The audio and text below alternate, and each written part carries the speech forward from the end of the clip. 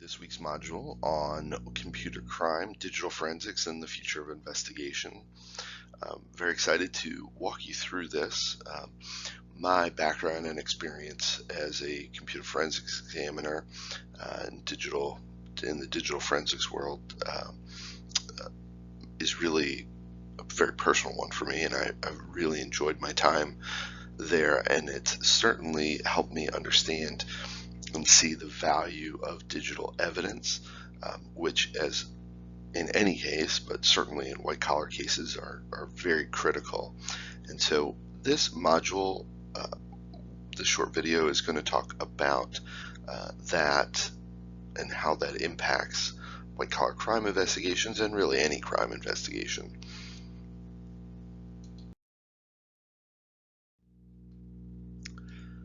So computer crime used to be this very niche area, very quaint.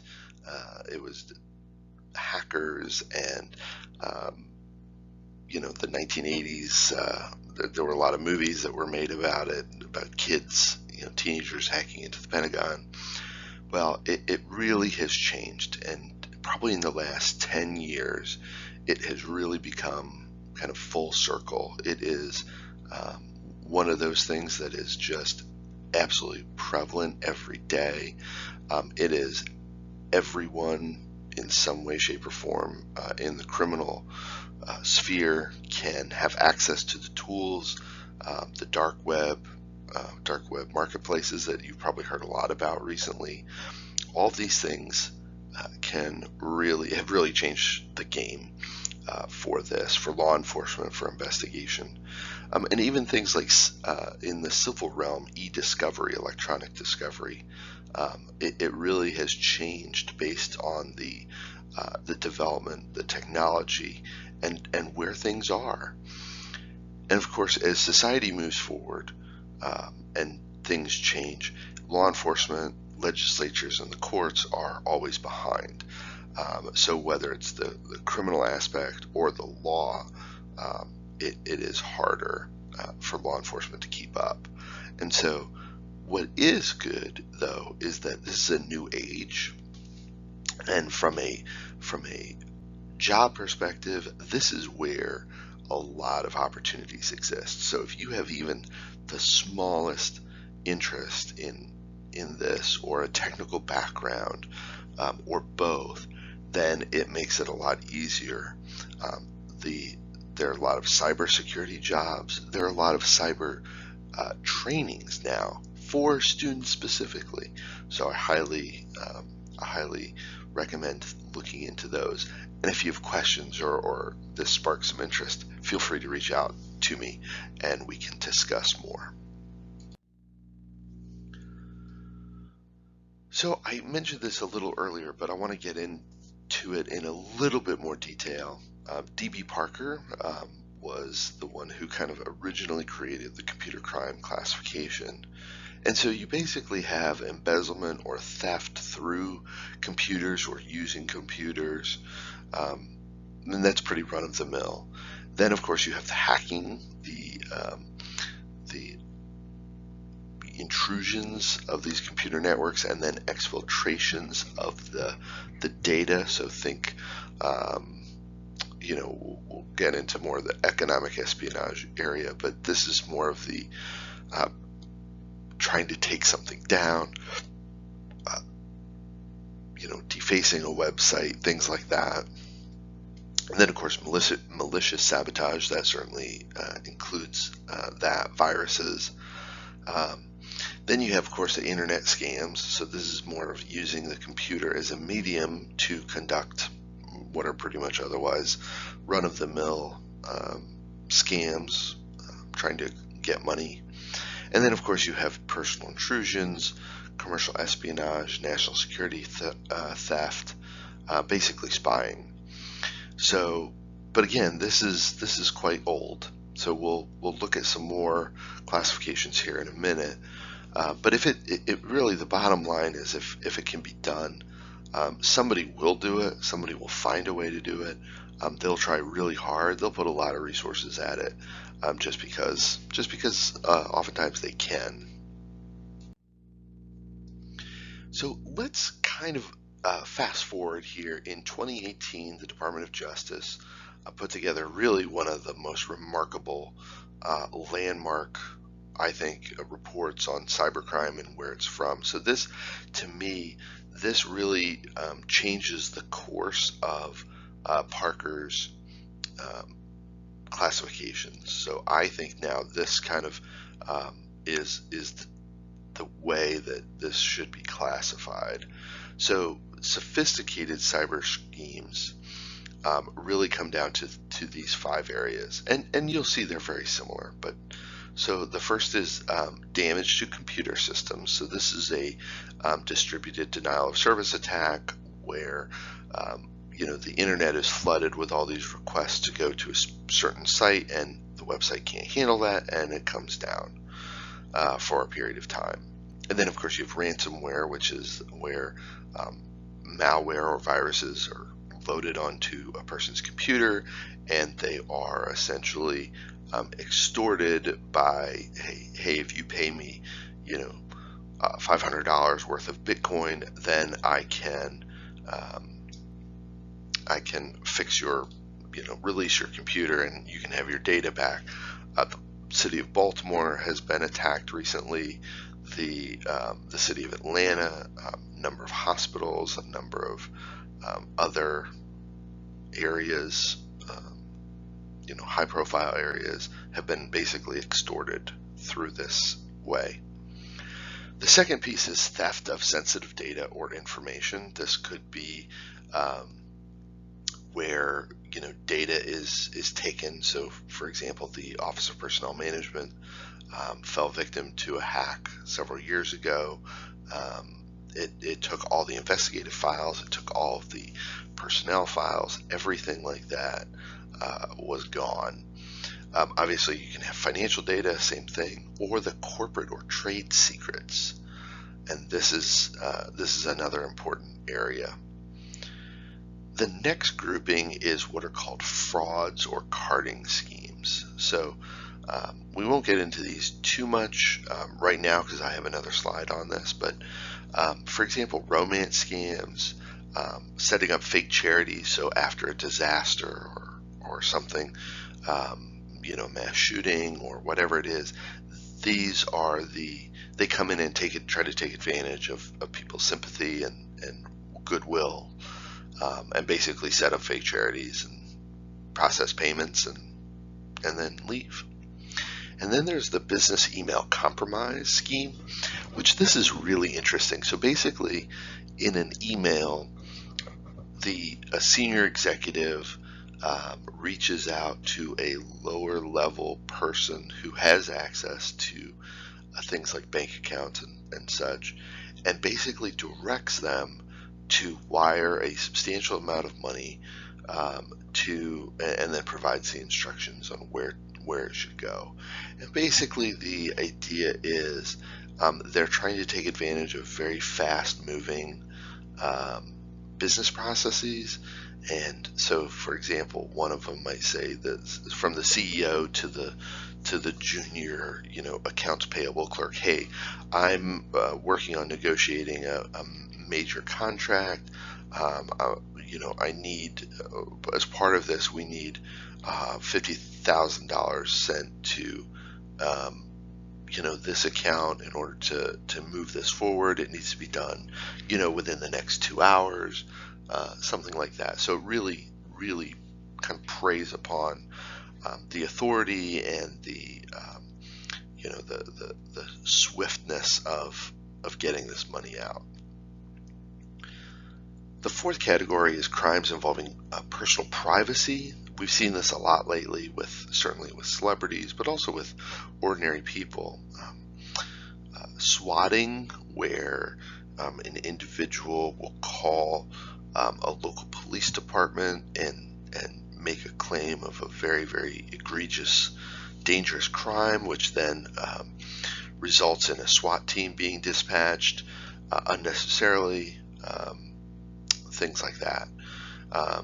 Cyber harassment, cyber stalking, sextortion, all of these things are very, very concerning because everything's out there. The personal privacy on the internet is basically non-existent.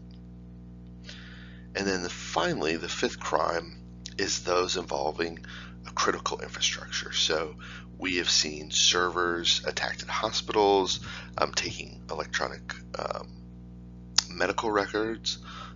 The electric grids are very vulnerable to this. And there's a thing called SCADA, which is basically a way to control the electronic processes that enable things like dams or heating and air conditioning. So it's basically think of it as like the brains of some of these critical infrastructures basically reside on a computer that's very vulnerable. So we talked about some of the scams. This is some of the top scams from the Internet Crimes Complaint Center from the FBI. And of course, these are very old. Most of them are very, very old scams and have been around for decades, if not maybe hundreds of years. But basically, it's important to see that as the technology changes, the schemes really do remain very much the same. So whereas things used to go through the mail for these counterfeit cashier's checks, now it's done almost all online.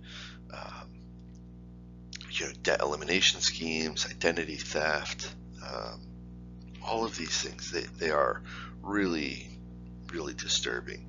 You can read more about these at ic3.gov and read in more detail about these different crime schemes, because they really do, it helps to understand them and it helps to know them, and that's how you can effectively combat them.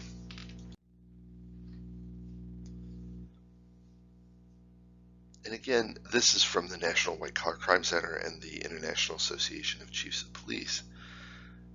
Their top common schemes are the identity theft, this idea of work at home or reshipping schemes, where you are simply probably purveying stolen merchandise. So you sign up, you get a package delivered, and then with instructions as to where to resend it. So I actually worked a case like this, and it was really disturbing because the people involved they were unemployed. They were looking for ways to support their family, and this was an easy way to do it. Unfortunately, it was also very illegal, because what they were shipping was not only stolen, but also some very dangerous goods going to some very bad places. Romance scams are sadly very prevalent, very common. Dealt with these too, where basically a person strikes up a internet romance. Catfishing might be one of the terms, but essentially the idea is to extract as much money from this person from the victim as possible without actually ever meeting them. It's debilitating, not only in the financial sense, but also many of these victims do truly believe that they are in love with the person on the other end of the screen, when that is unfortunately not the case. Healthcare fraud online auctions are still common, as well as the advance fee schemes. Advance fee being you have $1 million waiting to be unlocked in a bank account or in a savings account or in a will, but in order to get processed, we need $500 up front, or $10,000. Let's turn now to digital forensics. Let's kind of walk through some of the nuts and bolts of actually being able to identify and technically extract this information and this evidence. So the key is, it's important to follow these rules, right? You have to safeguard the evidence, You have to collect it, you have to extract it from its original source, and then make a copy of it, and then analyze it. And basically, you have to follow the rules of evidence. I mean, this is as the same thing as a firearm or a shell casing or any other physical piece of evidence that's collected. Same rules apply. In fact, sometimes I would argue heightened rules apply because it is very volatile. It can be very unstable. Now, it is very difficult. It can be dangerous for a variety of reasons, but it's very time consuming. It's very technically intensive. You do need to have the technical training that is appropriate in order to really get this information.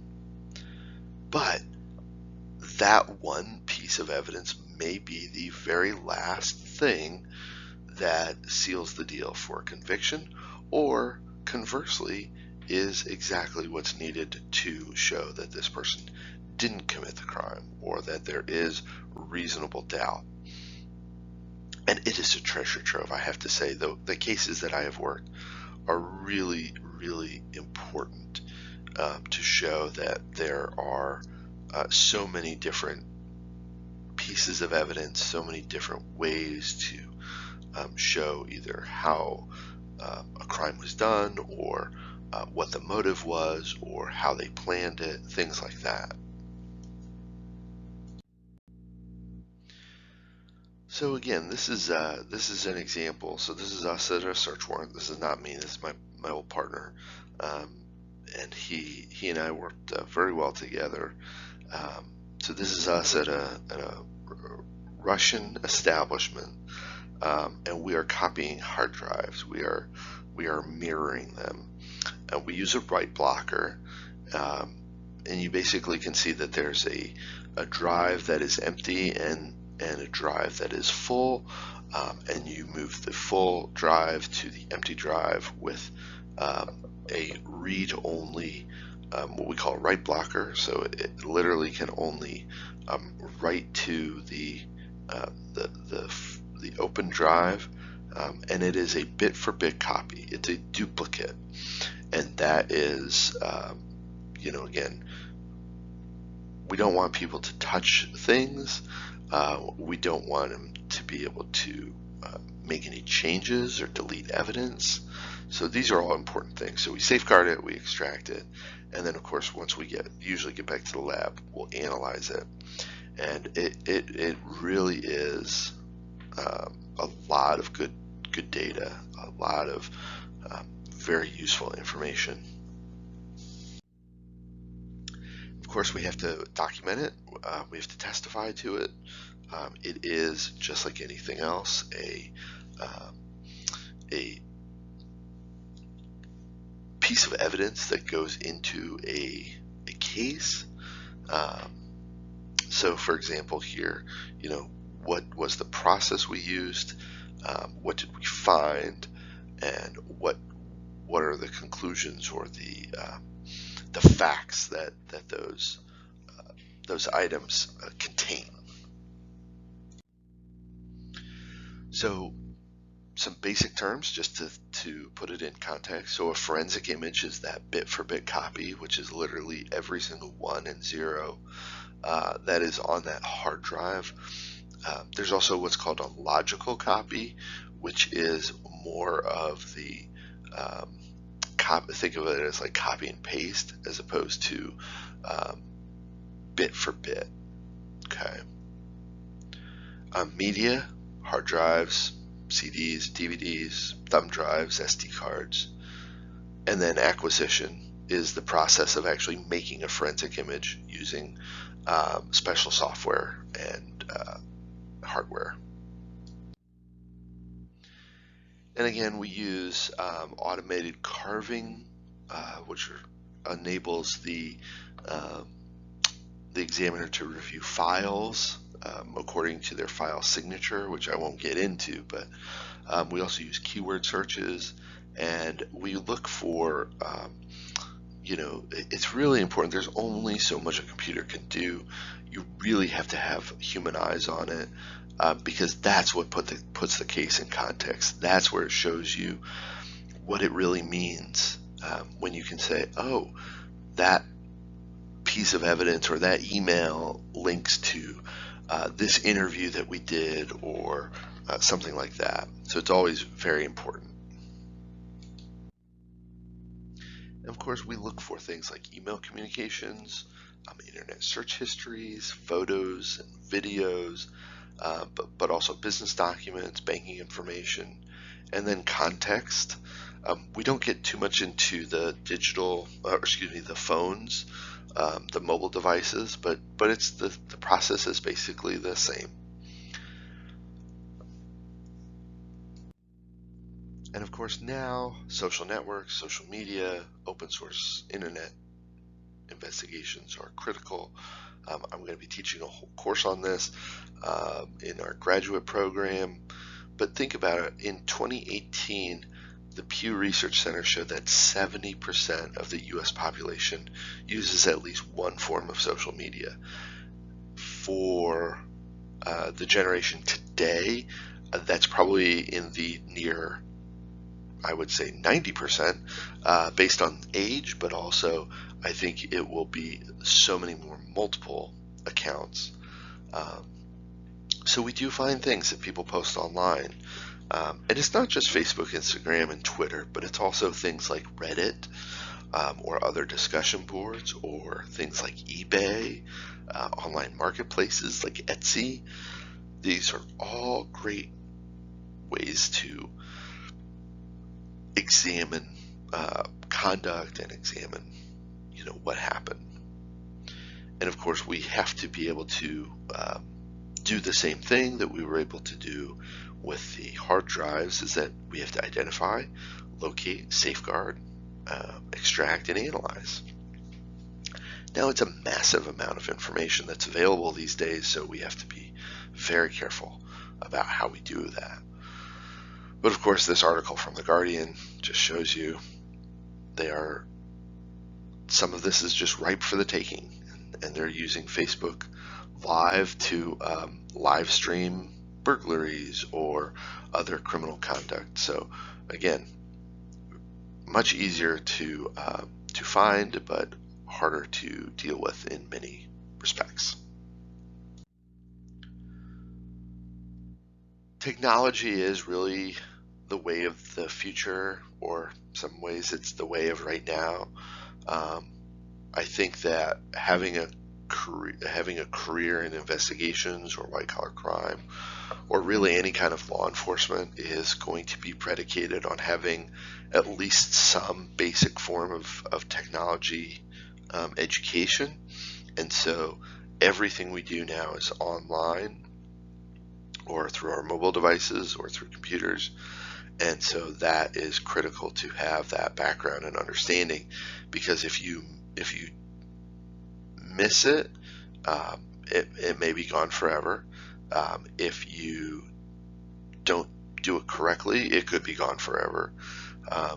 It's really problematic that we don't have this instituted as a basic 101 type course from the beginning, in law enforcement academies and such.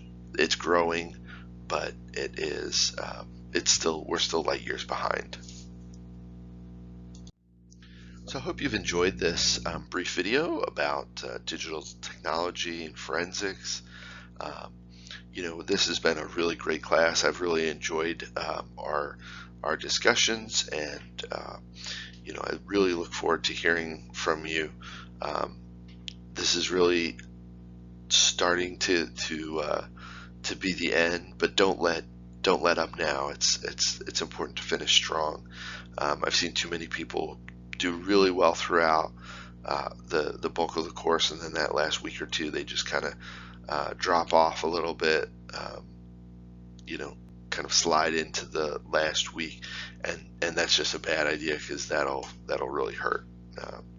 So thanks for your diligence. Thanks for being a great class. I really enjoy our discussions, please feel free to connect with me on LinkedIn or email me if you ever have any questions or want to learn more about any of the topics we've discussed going forward. And of course, I hope that you'll consider the graduate program here at Stevenson. It's an excellent program. I love teaching in it. And good luck to you in the rest of your coursework and your career. And I hope you've enjoyed this class. Don't forget to submit those evaluations too. I really appreciate that. Take care. Thanks.